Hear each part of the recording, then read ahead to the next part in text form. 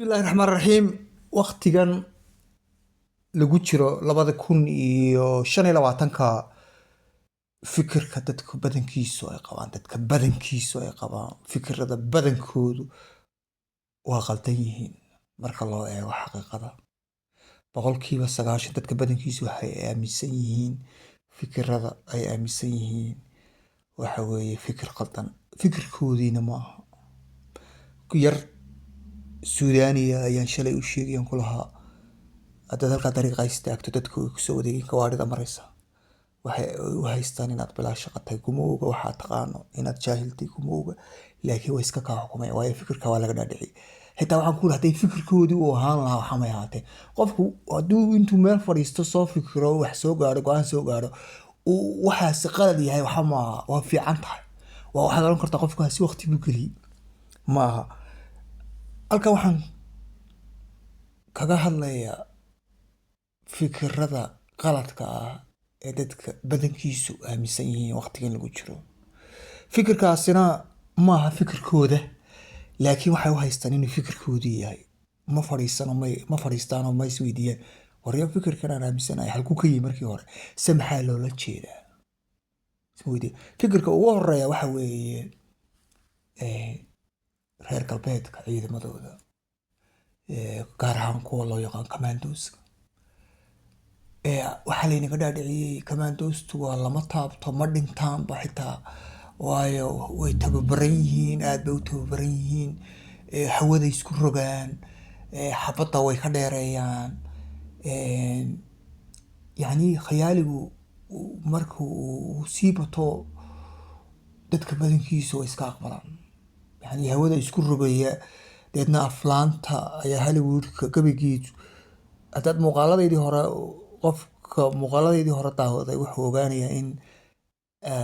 aflaanta iyo idaacadaha iyo ciyaaraha dadka ciyaartooyga ama kubadda kolayga ha noqoto ama kubadda cagta ha noqoto ama kubadda tenista loo yaqaan ha noqoto ama orodka ha noqoto ama muxuu ahaye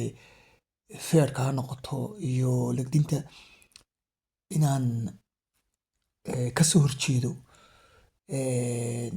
gaar ahaan kubadda cagta iyo kubadda kolayga, waayo waxa ay loo adeegsadaa iyo aflaanta aan ku daro iyo warka waxaa loo adeegsadaa beenta dowladuhu ka dhaadhicinayn dadka fikirkooda lagu bedelo, dadweynaha fikirkiisa maskaxda laga qabsado ayay qaabilsan yihiin. qofku wuxuu isleeyahay waxaad daawanaysaa kubad baad daawanaysaa Arsenal ama Man City ama Real Madrid ama Barcelona ama muxuu ahaye Chicago ama Los Angeles Lakers ayaa daawanaysaa kubadda kolayga, laakiin ma daawanaya, wuxuu daawanayaa fikir dowladeedu ayuu daawanayaa oo loogu talagalay in maskax laga qabsado oo beena. ciidamada laynaga dhaadhiciyey inkastoo xaqiiqadu mar kasta ay tahay mid ka dheer waxa laynaga dhaadhiciyey, waxay ku bixiyaan billions bay ku bixiyaan muxuu ahaye sanad kasta dowladaha reer galbeedku sidii ay dadka wadamada kale gaar ahaan Afrikada iyo muslimiinta ay maskaxda uga qabsan lahaayeen. qofku hadduu maskaxda laga qabsadana wuu isdhiibayaa, taas baa loola jeedaa, wuu isdhiibaya, qofku wuu aaminaya. commandosta kusoo noqo, commandostu hawada isku rogi jirtay, xabaddu may gaari jirin, mana dhintaan, waayo way tababaran yihiin, waana Maraykan, waa cadaanku. taas waxaa lagu ogaaday 2029 hawiyaha. dadka Soomaalida way ku faantaa, laakiin marka ay xaqiiqadu noqoto hawiyaha way kasoo boodaan, gaar ahaan daaroodku. Soomaaliya oo dhan bay tan waxay dhahaan walahi Soomaaliya soo tii Maraykanka jebisay 29. markay hawiye laakiin noqoto way kasoo boodaan.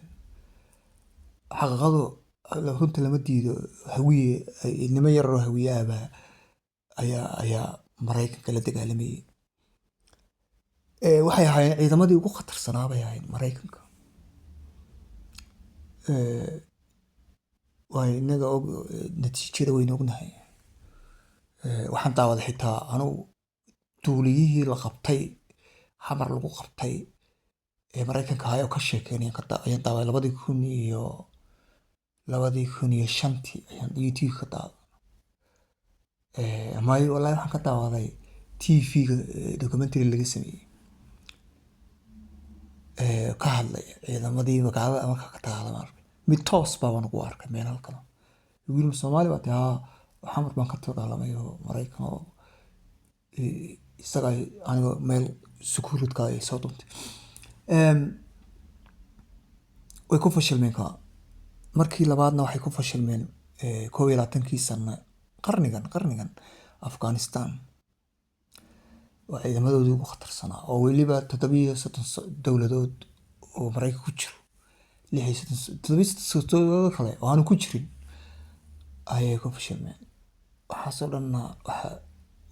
carabka la wada taagay maalintii Mareykanka ay iyagoo kamna laaday ka soo baxeen Iraq oo baaba'san oo ninkii odayga baabiyay oo cunaqabateyn saarantay ilaa 29kii Ingiriiska iyo Mareykanku way ku hafteen Ingiriiska horta caadi u cuneen Iraaqiyiintu Basra Mareykanku wuu ku haftay isaga laftiisu waxaan daawaday Mareykanka ciidamadooda maalintii laga soo saarayay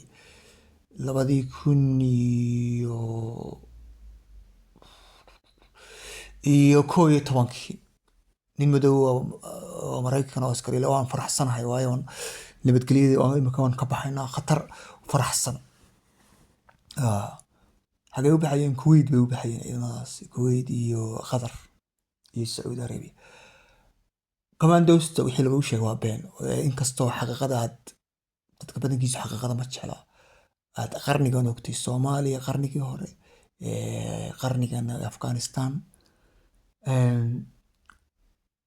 ciidamada badda Yemen imika dhowr wiil ka hor sanadkii hore Mareykanku wuxuu Yemen u heshiiyay New York Times waa waraaqdooda ugu weyn labada waraaqad ugu weyn ku jirta New York Times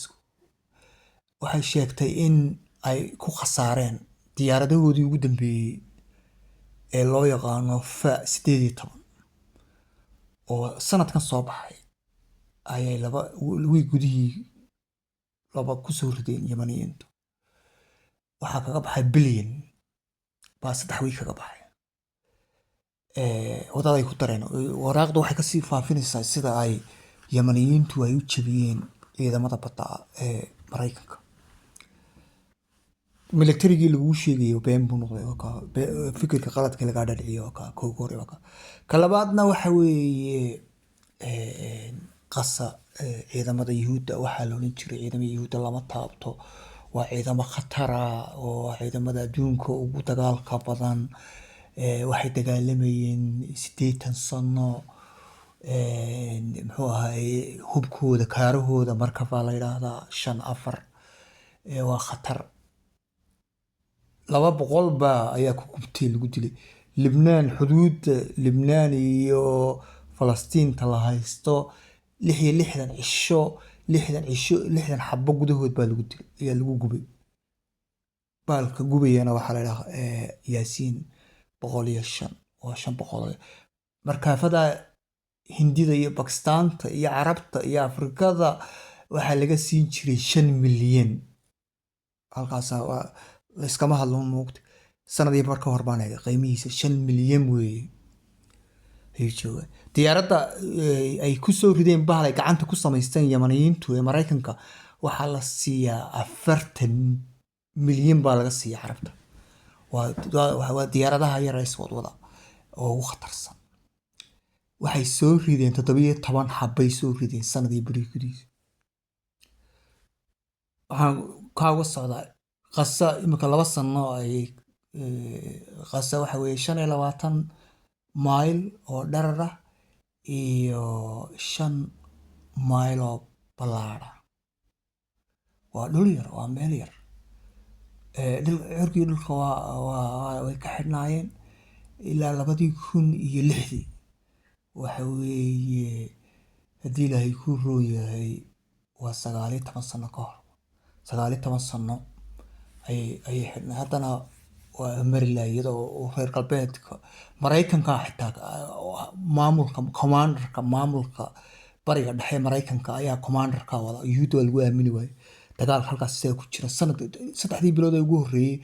markii ka bacdi kuwaas la wareegay Maraykanka la wareegay Maraykanka ka dagaalamaya qasa Ingiriiska ka dagaalamaya diyaaradaha basaasista Ingiriiska ayaa u qaabilsan Faransiiska ka dagaalamaya Jarmalka ka dagaalamaya Hollandiiska ka dagaalamaya Belgiumka ka dagaalamaya Irishka ka dagaalamaya yani sheekadu way socotaa Canada ka dagaalamaysa New Zealand Australia Carabaha waxay qaabilsan yihiin basaasiinta Carabaha Imaaraadku wuxuu qasa ku galay hay'adaasi waxay eegaysay madaafiicda meesha u yaaliin Falastiiniyiinta marka cid kasta ka dagaalamaysa haddana waa la mari lahay waxaan kaagu sheegay waxa fikradaha laga dhacayna been yihiin in maskaxda laga qabsado disdiibto aan la xaba qaban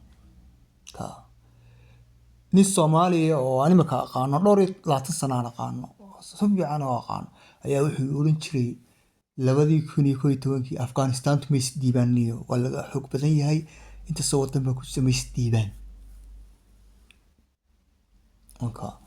fikirka ugu horeeya laga dhacay commandos ciidamada Maraykanka iyo Yuhuudda waa khatar lagama soo jawaabo waa khatar been bay noqotay hortaada noqotay laakiin waxa cadayntaada haysato dadku ma eegayaan dadka badankiisu waa iskuma kalsoona fikirkooda kuma kalsoona xaqiiqada kuma kalsoona waday xaqiiqada ku kalsoon yihiin quraanka iyo xadiiska marar raacilay taasi waa talabaad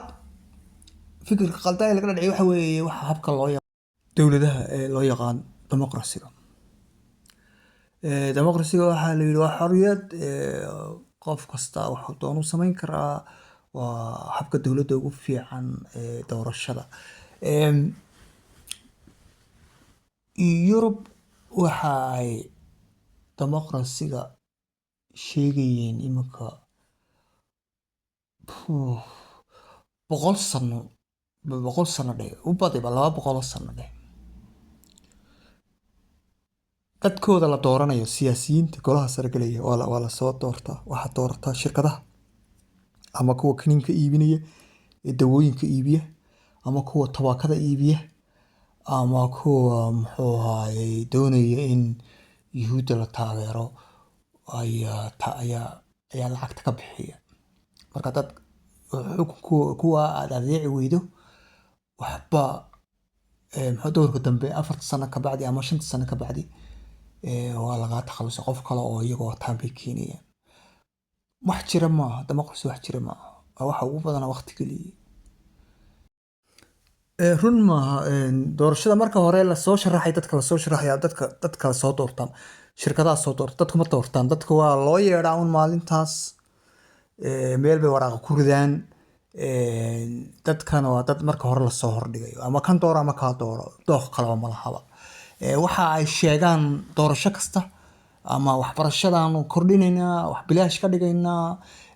muxuu ahaayay waxaan jabinaynaa lacagta lagu tago jaamacadaha shaqooyin baan abuuraynaa mushaharkan kordhinaynaa 90% waxa ay sheegaan marka ay doorashada ku jiraan ololaha doorashada 90% ma sameeyaan waa wax iska khiyaali laakiin dadka badankiisu waa aamineen labada fikirka militariga waa khatar reer galbeedka iyo dimuqraasiga waa waxa ugu wanaagsan labaduba xaqiiqo sal kuma laha marka loo fiirsado qalin iyo buug loo qaato marka waa inaan isweydiino imisa fikir oo kale oo qalad